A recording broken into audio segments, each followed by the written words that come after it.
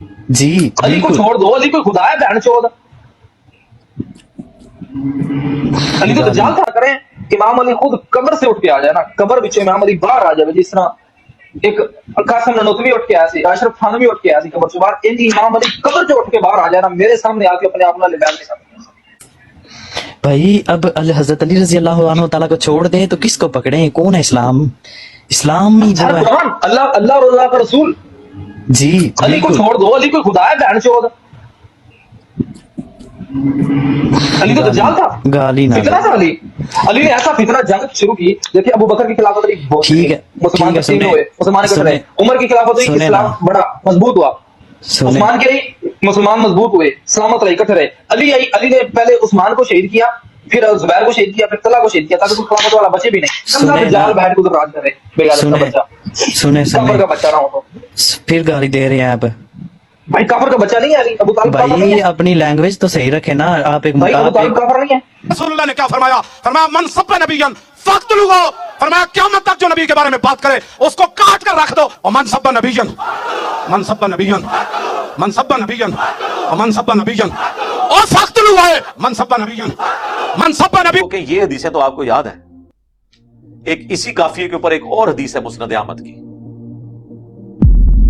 من سب علی فقد سبنی. جس نے علی کو گالی دی اس نے مجھے گالی دی. اچھا، جس نے پھر نبی علیہ السلام کو گالی دی، پھر آگے دوسرا جملہ جوڑ لو، من سب نبی فقتلوہ. ہوں دسو کنوں کنوں قتل کرنا، کدی قبراں جا کے پٹڑیاں نے جنہوں نے حضرت علی نو گالاں کڑیاں نے. اور ان کو یہ پورا بیان کرو، جیسے حسبنا اللہ و نعم الوکیل نے نعم المولا و نعم النصیر جوڑ لیا ہوا ہے نا. ہے دونوں قرآن کی آیات ہیں، ٹھیک ہے، دو میسج ایک جگہ جمع کر دیے. اب اس کو آپ یوں کرا کریں، پہلے بولا کریں من سب علی فقد سبنی. نبی نے فرمایا جس نے علی کو گالی دی اس نے مجھے گالی دی. اور اگے پھر جملہ من سب نبی فقتلوہ، جڑا نبی نو گال کڈے اور منڈ کے رکھ دو. یہ میں ان کی ڈاکٹر نے بتا رہا ہوں، یہ جوڑے نا. پھر آپ سے لوگ پوچھیں گے بھئی حضرت علی کو کس نے گالی دی، اس کے لیے پھر آپ انجینئر صاحب کی طرف رجوع کریں تو آپ کو پتہ چل جائے گا. ایک بندہ مجھے کہنے لگا حضرت معاویہ رضی اللہ عنہ ممبروں پر حضرت علی المرتضیٰ کو نعوذ باللہ گالیاں دلواتے تھے. میں نے کہا کوئی گالی کا لفظ بتا سکتے ہو کہ اس گالی نے یہ لفظ تھا؟ کوئی لفظ بتا سکتے ہو؟ اج اس میں نو گالاں کڈن وہ کوئی لفظ تے دسو، ہو سکتا ہے لفظ صحیح ہوئے تو گال سمجھی ہوئے. میں نے کہا کوئی لفظ بتا سکتے ہیں کون سی گالی؟ کوئی نشاندہی کر سکتے ہیں کہ حدیث کی کتاب میں فلاں لفظ منشن ہے اس کا مطلب گالی ہے، وہ لفظ بتا سکتے ہیں؟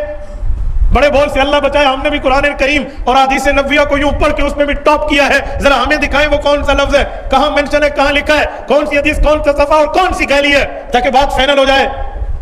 قیامت آ سکتی ہے، اس دھرتی پر اس سوال کا جواب بطور گالی ثابت نہیں کیا جا سکتا. معاویہ نے حکم دیا اور پوچھا کہ تجھے کون سی چیز منع کرتی ہے کہ تو ابو تراب کے اوپر سب نہ کرے. اے جی وہ سب کا مطلب نہ تنقید بھی ہوتا ہے. ہاں رکو ذرا صبر کرو، 6229 9 حدیثیں آگے چلے جاؤ تو وہ سب کا ترجمہ ہوا ہے لعن اللہ ابا تراب. جی تنقید نہیں، لعنت کے الفاظ ہیں. بنو امیہ لعنت کرواتے تھے ممبروں سے. تقی عثمانی صاحب نے نا امیر شام کے دفاع پہ کتاب لکھی، انہوں نے کہا یار ایسی تو کوئی روایت حدیثی کتابوں میں نہیں، ایک بخاری میں ملتی ہے اس میں بھی سب کا لفظ ہے. حالانکہ بخاری کی 3703 حدیث مسلم میں بھی موجود تھی، وہاں لعن اللہ ابا تراب موجود تھا، لیکن اس کو توفیق نہیں ہوئی کہ وہ حدیث وہ نقل کرتا. یا تو یہ جاہل تھا، اسے پتہ ہی نہیں تھا کہ اس کا طریق مسلم ہے، یا پھر یہ منافقت کر رہا تھا. چلے ہم دوسرا معنی نہیں لیتے، ہم کہتے ہیں جاہل ہیں. یہی تو ہم آپ کو کہہ رہے ہیں کہ آپ کے علماء جاہل ہیں. اگر یہ معنی نہیں لینا پھر یہ لوگ کہ یہ منافق ہیں، چھپاتے ہیں، علماء یہود کا کردار ادا کر رہے ہیں اور لعنت کے مستحق ہو رہے ہیں. سورۃ البقرہ کی آیت نمبر 159 اور 160 کے تحت جب تک کہ یہ حق بیان نہ کرے. اور آخرت میں جامعہ ترمذی، ابو داؤد اور مشکات کے اندر بھی حدیث ہے، اس کے تحت ان کے منہ میں آگ کی لگام قیامت کے دن ڈالی جائے گی. ساری چیزیں فٹ ہوں گی نا. پھر فیصلہ کر لو کیا ماننا ہے، ان کو جاہل ماننا ہے یا منافق ماننا ہے. تو وہ چیزیں ہی نہیں بیان کر سکتے. سعد ابن ابی وقاص نے کہا میں کبھی بھی علی کو برا نہیں کہوں گا. 3 باتیں ایسی میں نے سن رکھی ہیں، مجھے ایک بھی مل جاتی سرخ اونٹوں سے بہتر تھا. سن معاویہ، جب غزوہ تبوک کا موقع آیا نبی علیہ السلام نے فرمایا کہ علی کی میرے ساتھ وہی نسبت ہے جو ہارون کی موسیٰ کے ساتھ، مگر میرے بعد کوئی نبی نہیں. کیونکہ رسول اللہ چھوڑ کے جا رہے تھے، حضرت علی رو پڑے. پہلا اور آخری موقع تھا کہ آپ جنگ میں ساتھ نہیں جا رہے تھے، حضور نے آپ کی تسلی کے لیے فرمایا. دوسرا موقع خیبر کے موقع پہ فرمایا کہ اس شخص کے ہاتھ میں جھنڈا دوں گا جو اللہ اور اس کے رسول سے محبت کرتا ہے، اور اس سے بڑھ کر اللہ اور اس کا رسول اس سے محبت کرتے ہیں. ہم پوری رات اس خوشی میں سوئے نہیں کہ کون وہ خوش نصیب ہوگا. اور صبح مولا علی کو حضور نے بلا کے وہ جھنڈا دیا.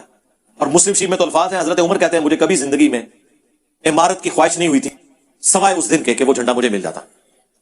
جی اور تیسرا موقع جب نجران کے عیسائی آئے اور سورہ آل عمران کی آیت نمبر 61 آیت مباہلہ نازل ہوئی، نبی علیہ السلام کو حکم دیا گیا اپنے بیٹوں کو لے آؤ، اپنے گھر والوں کو لے آؤ، عورتوں کو لے آؤ، خود بھی آ جاؤ، اور اوپن میدان میں جو ہے وہ اللہ کے حضور گڑ گڑاتے ہیں.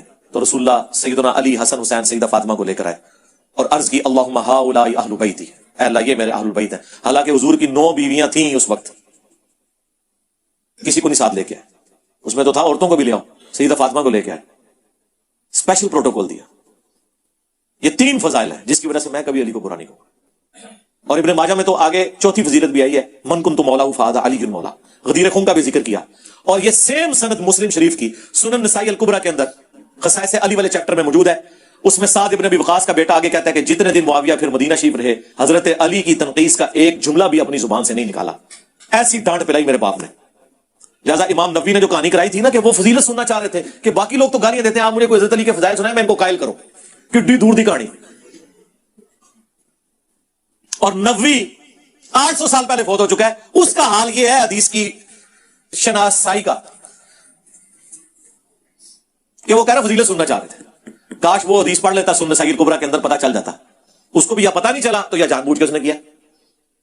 ان نبوی کا حال ہے. تو تسی تے آج کل دے مولویوں لے کے بیٹھے ہوئے ہو، کام شروع تو پہنتا آیا بھائی. ہاں جب 2 فرقے بن جائیں نا پھر کام ڈلنا شروع ہو جاتا ہے. یہ ذہن میں رکھیے گا.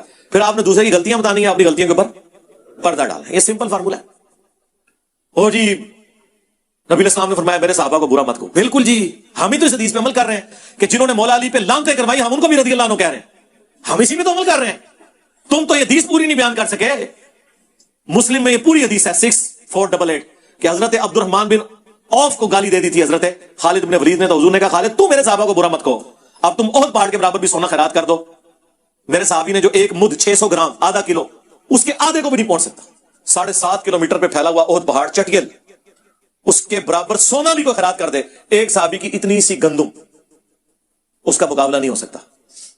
سپر کمپیوٹر بھی فیل ہو جائے سونے کے اعتبار سے آپ کیلکولیٹ کریں. اس لیے میں نے کہا تھا کہ عمار ابن یاسر کو اگر کمپیئر کروائیں تو کروڑوں اربوں معاویہ اسٹیبل جتنی جگہ پہ پورے ہو جائیں گے سونے کی قیمت کو اگر آپ کیلکولیٹ کریں. اور پہاڑ کو تو آپ چھوڑ دیں، حضرت عمار کے مقابلے پہ، ہمارے مقابلے پہ نہیں بات ہو رہی. یہ تو سب سے پہلے حکم ہی ان لوگوں کا تھا. یہ بھی حدیث آدھی تم لوگوں نے بیان کی